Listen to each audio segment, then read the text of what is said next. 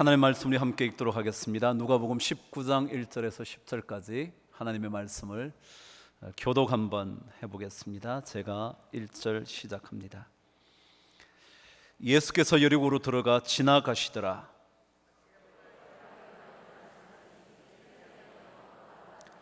그가 예수께서 어떠한 사람인가 하여 보고자 하되 키가 작고 사람이 많아 할 수 없어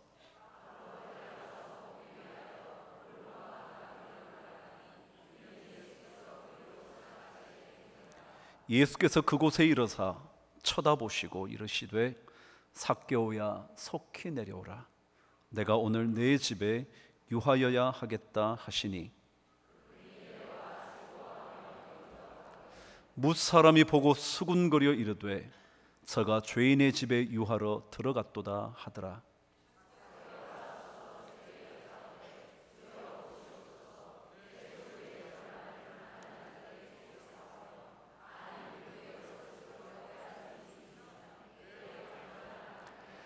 예수께서 이르시되 오늘 구원이 이 집에 이르렀으니 이 사람도 아브라함의 자손임이로다.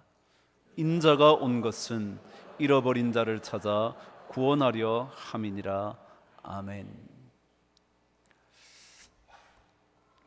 추석인데 가시지도 못하고 이곳에 오셔서 위로의 말씀을 전합니다. 다녀오셨나요 벌써? 네, 오늘 가시나요? 네, 다행이시네요. 잘 다녀오시기를 바라고 즐거운 추석이기를 바랍니다. 저는 어릴 때부터 제사를 지내보지 않아서 제사상에 뭐가 오르는지 잘 모릅니다. 그냥 주워 들은 얘기만 알죠. 근데 제사상에 오르는 과일 4가지가 있대죠.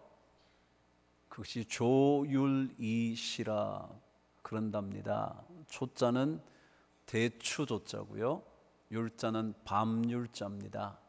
이는 베리자고요, 시는 감시입니다. 그래서 4과일을 올린다네요. 왜 올릴까요? 조상에게 바치려고 그러겠죠. 근데 거기에 의미가 담겨져 있다네요. 옛적부터 이런 의미가 하나 있답니다. 대추는 씨가 하나입니다. 그래서 대추를 올릴 때 그것은 왕을 의미하는 것이었다 그러네요.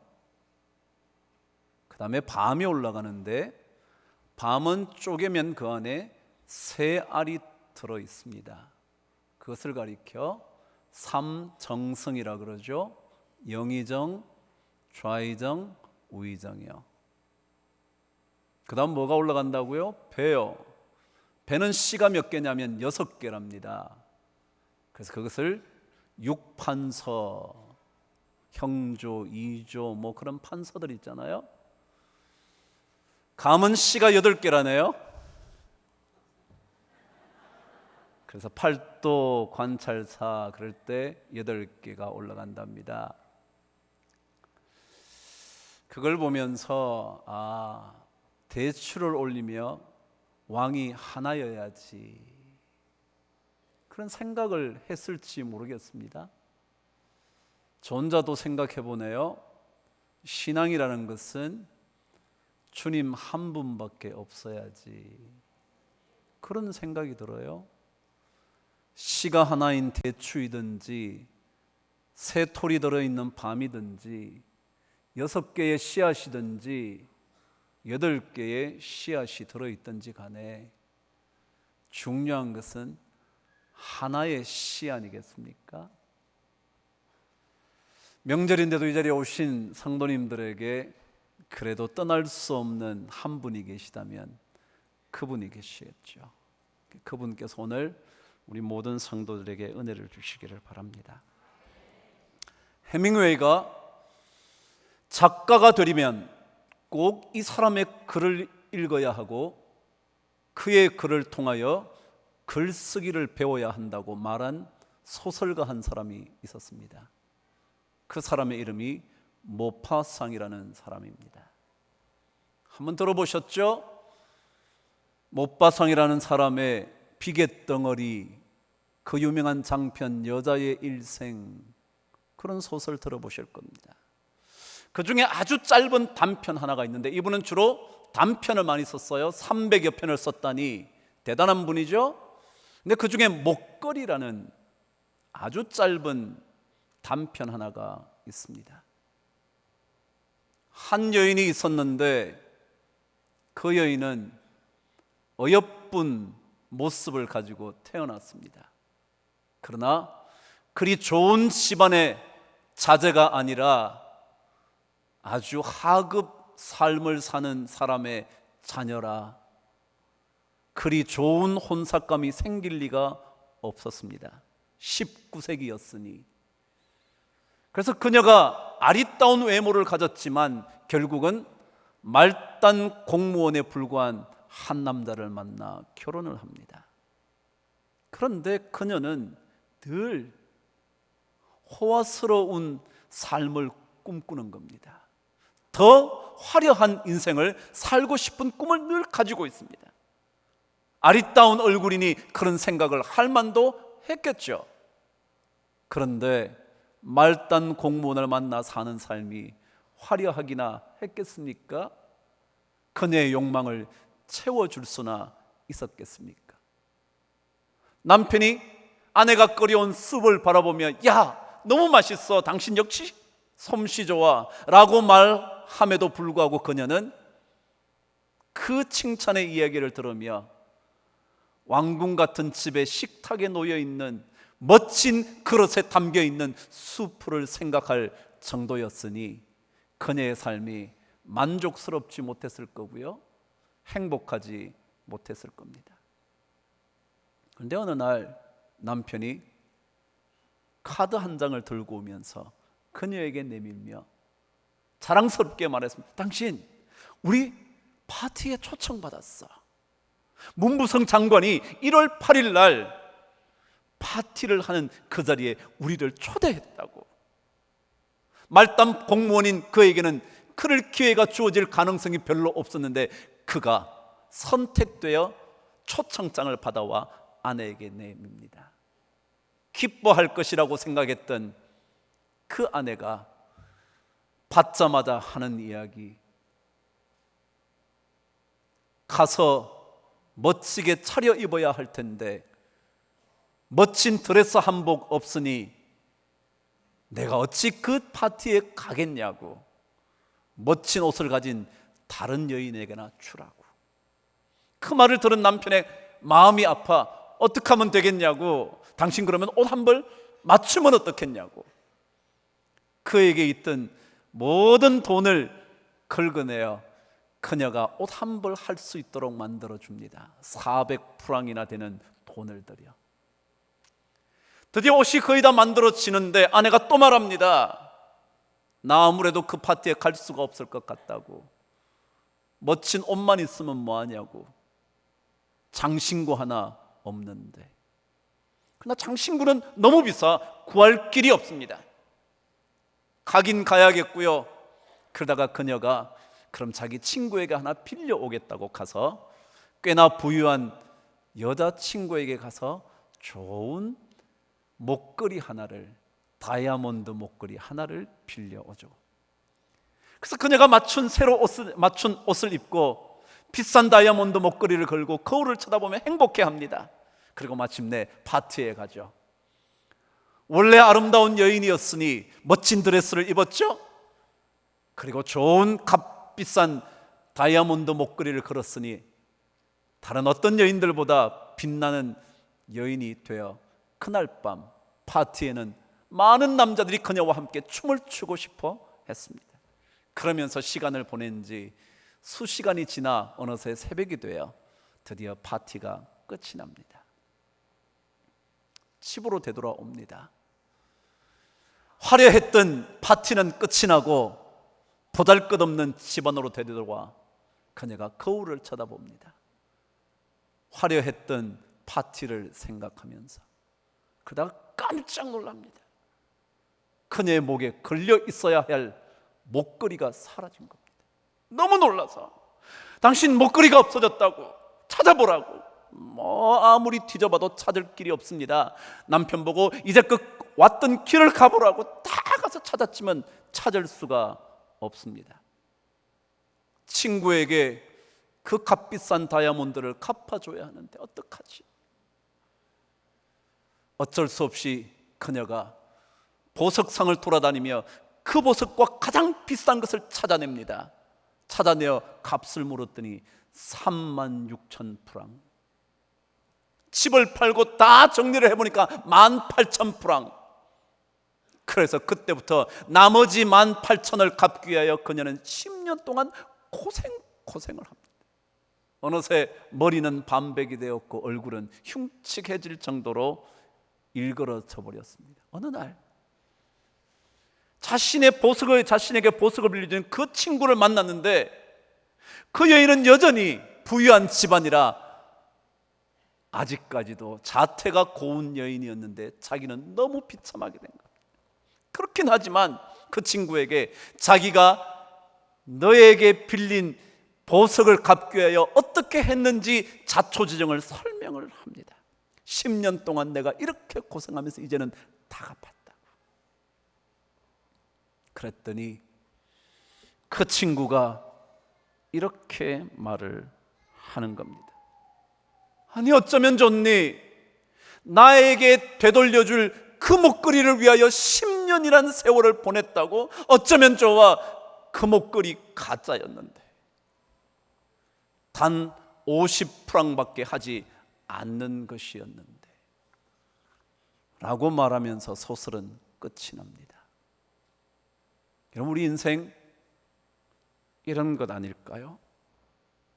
무언가를 얻기 위하여 몸부림치며 살아가지만 사실은 나중에 알고 보니까 가짜인데, 그것만 있으면 행복할 줄 알고 몸부림치면서 땀 흘려 왔는데 알고 보니까 아무것도 아닌 거였는데, 그것만 있으면 인생 다 될 줄 알아서 그렇게 힘겹게 인생의 10년, 20년을 투자해 왔는데 알고 보니까 가짜 행복에 불과한 것이었는데,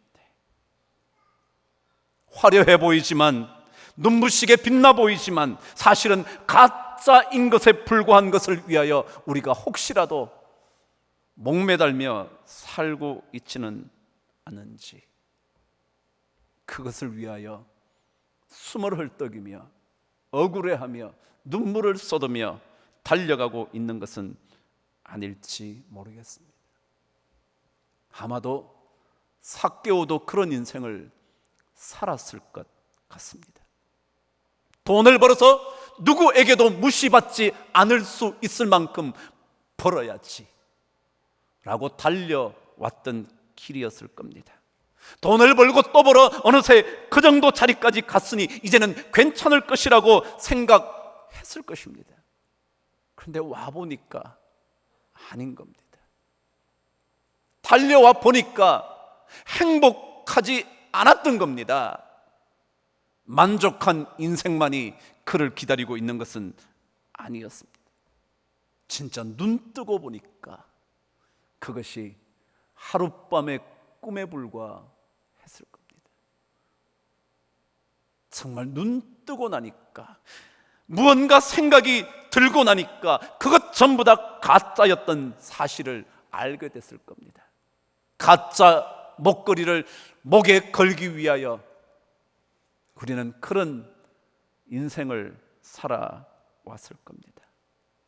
성공했는데 외롭습니다. 자식들을 위해서 수십 년을 모든 굴욕을 참아가며 살아왔는데 그리 자식들에게 존중받지 못하는 아버지가 되고 맙니다. 열심히 살아왔지만 살면 살수록 적들은 많아집니다. 행복한 삶이 찾아와야 되는데 점점 더 공허합니다. 허전합니다. 땀 흘려 사는데 땀의 의미를 알 수가 없습니다. 함께 살고 있는데도 외롭습니다. 홀로 살고 있다면 더 말할 나위나 있겠습니까? 명절을 맞았는데도 모든 사람이 넉넉한 한가위라고 말함에도 불구하고 가슴은 시리고 도망가 버리고 싶은 그런 삶이 되어버린 겁니다. 넉넉해서 괜찮겠지, 넉넉하니까 이 정도면 됐겠지 생각했는데 뻥 뚫린 가슴을 채울 길이 없어 엉뚱한 것에 중독이 됩니다. 중독이요? 되어봐야 그 순간밖에 기쁘지 않은데, 그 순간만 지나면 더 깊은 수렁 속에 빠지는데, 이게 바로 삭개오의 삶 아니었을까요? 그게 어쩌면 우리들 삶이 아닌가요? 돈 잘 벌어 부자이고 명예도 그 정도면 살만한 것이지만 여전히 목마른 인생이고 채울 수 없는 그 무엇으로 하루하루가 허전한 겁니다. 어디로 가면, 무엇을 찾으면, 누구를 만나면 이 허전함이 채워질까? 그 고독한 공허를 메꿀 수 있을까? 생각해 보지만 이 땅 어디에도 그런 만족은 쉽게 찾아지지 않는 겁니다. 그렇습니다. 그래서 예수를 찾아야 합니다. 이게 정답입니다.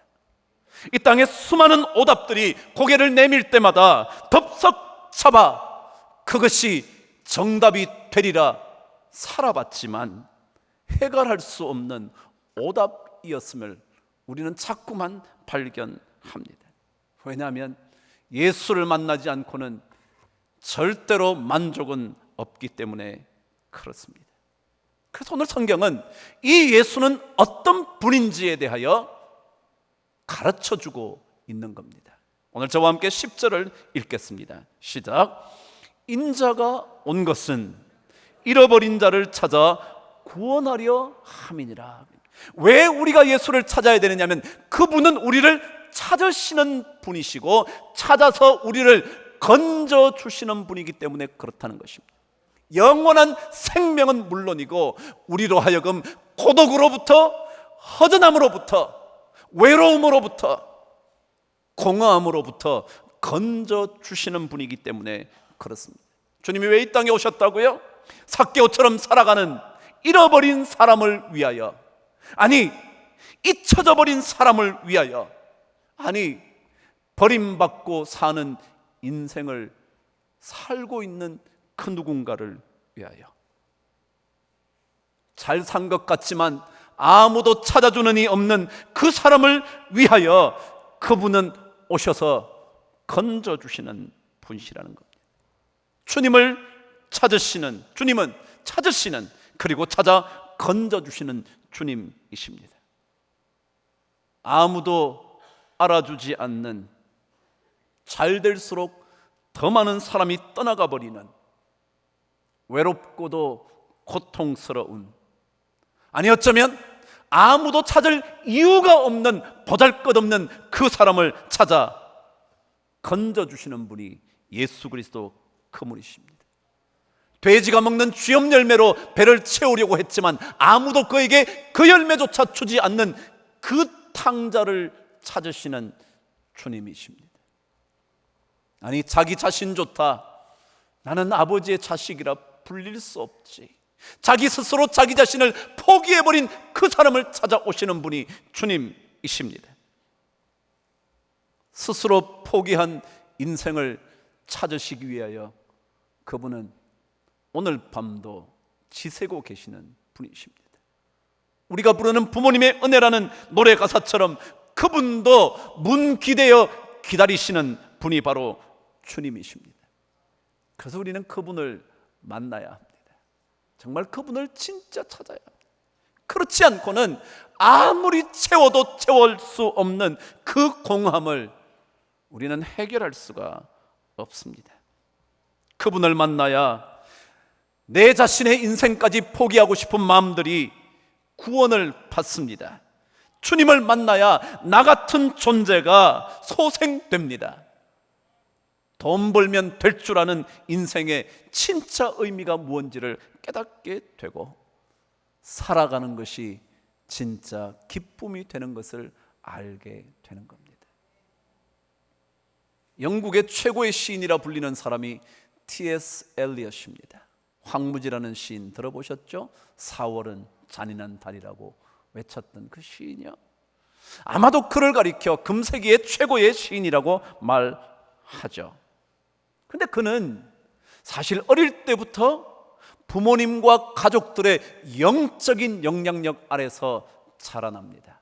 그래서 그가 스스로 신앙을 고백하며 신앙의 사상을 깊이 파내려 가기 위하여 애쓰며 살았던 인물이었습니다.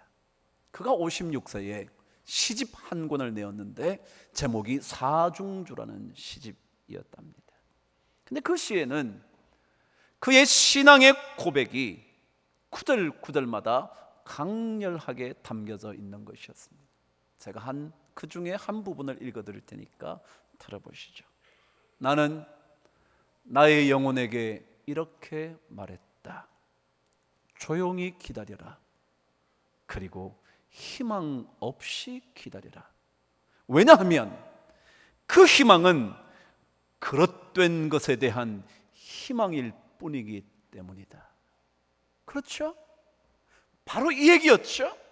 우리가 꿈꾸는 거요, 소망하는 거요, 희망하는 거요, 그것 다 진짜가 아닌 희망인데, 희망도 아닌 것을 희망하고 있었는데, 그래서 그런 희망 없이 살아가야 한다고. 쓸데없는 것에 소망을 두며 살지는 말아야 한다고. 계속해서 말합니다. 사랑 없이 기다려라. 왜냐하면 그 사랑도 그릇된 사랑에 대한 사랑일 것이기 때문이다. 우리가 사랑하는 것도요, 사랑하고 싶은 것도요, 사랑하고 싶은 사람도요, 그것 다 헛된 사랑에 불과할지 모르기 때문이죠. 그러고는 그 다음 구절을 이렇게 말합니다. 여기에 믿음이 있다. 그릇된 희망, 그릇된 사랑 쫓지 말고 여기 믿음이 있다. 그 믿음을 가지고 기다려야 한다고 그 시인은 고백했죠. 그럼 우리 삶은요, 멀리서부터 이미 우리를 기다리고 계시는, 우리를 찾고 계시는 헛된 희망이 아니라 진짜 소망을 주시는 그분을 만나야, 그래야 삶이 다른 삶을 삽니다. 그래야 그 삶이 진짜 삶이 됩니다. 계속해서 성경은 우리를 찾으시는 이 예수가 어떤 분인지 좀 더 상세하게 설명을 합니다. 오늘 말씀 5절에서 7절까지 말씀을 저와 함께 읽겠습니다. 시작.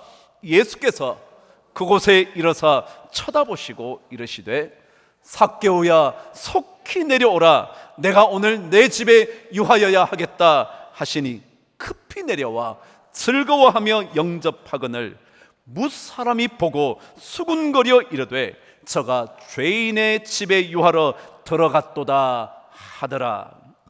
이건 무슨 말이죠? 우리를 찾아 구원하시려는 주님은요, 사람의 시선을 두려워하지 않는 분입니다. 사람의 시선이요. 우리는 그렇죠. 남들 시선이 좋지 않으면 어쩔 줄 몰라 하죠. 아니, 그 사람에 대한 남들의 시선이 좋지 않으면 나도 그 사람을 그렇게 보려고 하죠. 혹시라도 내가 같이 있다가 그 사람과 동일하게 취급될까봐, 자기도 덤탱이 쓸까봐 우리는 남들의 시선이 두렵죠. 그래서 남들의 시선에 민감하죠. 그래서 상황이 좋지 않으면 바로 그 사람을 떠나버리죠. 오늘 성경은 그렇게 말하지 않아요. 주님은 그런 모든 상황, 사람들의 시선에도 불구하고 찾아 구원하시려는 마음을 절대 바꾸지 않습니다. 그게 주님이십니다. 아무리 수군거려도, 아무리 사람들이 죄인과 어울리는 죄인 같은 사람이라고 말해도 그런 소리에 휘둘리지 않으시는 분이십니다. 우리는 눈치 보며 살죠. 한번 낙인이 찍히면 그 누구도 찾지 않죠? 아무리 좋았더라도 한번 꺾인 듯하게 보이면 가차없이 내팽개치고 배신하죠. 그러고는 배신하면서 상황이 그렇다고 정당화하죠. 그게 사람이잖아요. 근데 주님은 그렇지 않대요. 아무리 사람들이 수건대도 무사람들이 수군거리며 죄인의 집에 들어가게 됐다고, 다시 말하면 저 사람도 죄인인 게 분명하다고. 그러나 주님은 꿈쩍하지 않습니다. 왜냐하면 그분은 주변의 소리에 두려워하지 않는 분이시기 때문에 그렇습니다. 우리는 수군거림에 얼마나 민감합니까? 정확한 사실도 알지 못한 채 떠도는 소문에 얼마나 귀를 기울입니까? 정확한 진실 조각 하나 찾으려고 생각하지 않고 한마디 듣는 것에 얼마나 우리는 민감하게 반응을 합니까? 확인 작업 한번 거치지 않고 뒤돌아서 함께 욕하는 게 우리 인간인데, 근데 주님은 그렇지 않습니다. 주님은 오히려 그런 사람을 찾아 구원하시려고 이 땅에 오셨다고 성경은 말합니다. 영국에 가면 유명한 집사 학교가 있다 그러네요. 집사요. 우리 교회에서도 집사라 그러죠. 우리 교회 집사님들 다 가보시면 좋겠어요. 근데 여러분 아시잖아요. 어떤 유명한 집안에 그 집안을 다 정리해주는 사람이요, 그 사람을 집사라 그러잖아요. 그 집사 학교에 돼 British Butler Academy. 집사를 버틀러라 그럽니다. 집안의 일을 책임지고 가정을 다 다스리는 그런 사람을 기르는 학교가 있대죠. 그런데 그 학교의 설립자인 세라 베스틴 라마니 라는 사람이 있대죠. 그 사람이 이렇게 말했답니다. 더 멋진 집사가 되기 위하여는 교양과 신중함 그리고 침착함이 필요합니다. 그러나 그 무엇보다 주위 상황에 휘둘리지 않아야 하고 이성을 잃지 말아야 훌륭한 집사가 됩니다. 좋은 집사요? 아니 이걸 교회로 끌어와도 마찬가지. 좋은 집사요? 좋은 권사요? 좋은 장로요? 교양 있어야 되고요, 신중해야 되고요, 침착해야 되고요, 그리고 주위 상황에 휘둘리지 않고 감정에 휩싸이지 않는 이성을 잃지 않는 사람이어야 된대요. 우리는 그런가요? 한마디만 들으면 흥분하죠. 감정을 폭발시키죠. 침착함을 잃어버리죠. 신중하기는커녕요, 아니 교양조차 없는 사람이 되고 말지 않나요? 그러나 좋은 집사가 되려면, 훌륭한 집사가 되려면 세상의 한 유명한 사람을 위하여 집사 되는 일도 그런 것이 필요하다고 가르쳐 준다는데, 우리는 한두 번의 실패 정도만으로도 충분히 낙인 찍혀 사람들에게 배신당하지 않나요? 소문만 좋지 않아도 이익에 따라 서라면 금방이라도 등을 돌릴 수 있는 사람이 아닌가요? 그런 이 시대에 살면서 누구에게 우리의 삶을 맡길 수 있겠습니까? 정말 누구에게 우리의 공허함을 채워달라고 손 내밀 수 있겠습니까? 그러나 주님은 아무리 주변에서 저 사람은 죄인이라고, 당신은 가까이 가면 죄인 취급받을 거라고 말을 해도 주님은 조금도 고민하지 않으시고 오히려 말씀하시죠. 삭개오야 속히 내려오라. 오늘 내가 내 집에 유하여야 하겠다. 저는 그래요. 이런 주님을 만나야 인생의 공허가 채워집니다. 이런 주님에게 나아가야, 이런 주님에게 응답해야 이런 주님의 손을 잡아야, 그래야 진짜 건짐을 받습니다. 그래야 진짜 인생을 살아갈 수가 있습니다. 삭개오처럼 이런 주님을 만나기 위하여 나무 위로 올라가야 의미 없는 인생에서 우리는 건짐을 받을 수가 있습니다. 그래야만 정말 세상 어디에도 마음 둘 곳 없는 그 삶에서 우리는 살아갈 힘을 얻게 될 겁니다. 외로운 인생에서 손잡고 갈 분이 그분이십니다. 주님 아닌 다른 곳으로 손을 내밀지 마십시오.